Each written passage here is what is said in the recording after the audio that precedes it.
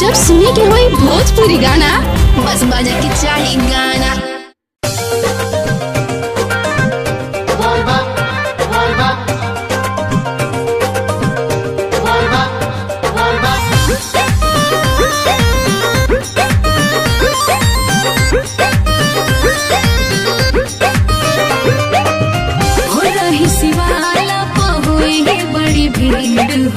कैसे तू चिन्हवा लागल फिकीर हो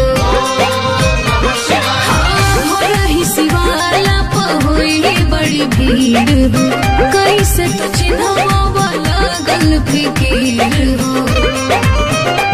हर गेरुआ कलर लिखल बोले बम पर जवन दिल बन के अच्छा ओह जल ढारी कर जान उहे वाला साड़ी पहिन के ओह जल ढारी कर जान उहे वाला साड़ी पहिन के।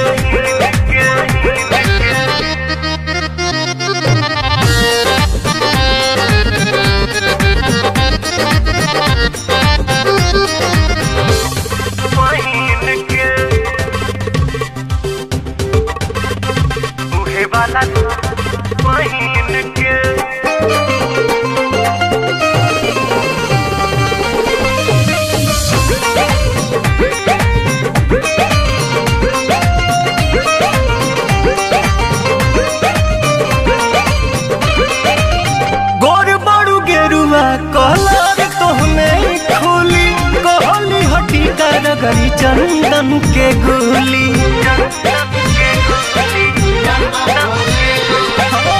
गोर बड़ू गेरुआ कलर तोहने खोली काली हटी तर गरी चंदन के गोली।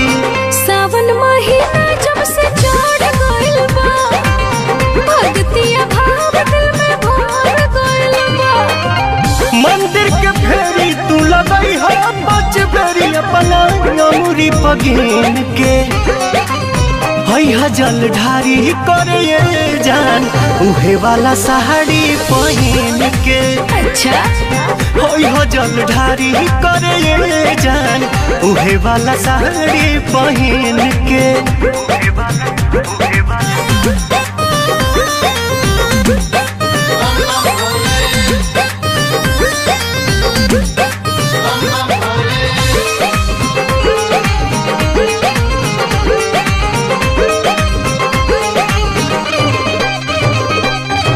साचो कहीं लगतारू तना सुनर भोला कोरस के हुके लागे ना नजर हो साचो कहीं लगतारू तना सुनर बाबा कोरस के हुके लागे ना नजर हो। तोहरे ला भूखल माने सावली सुमारी खुश भगवान मन अरुला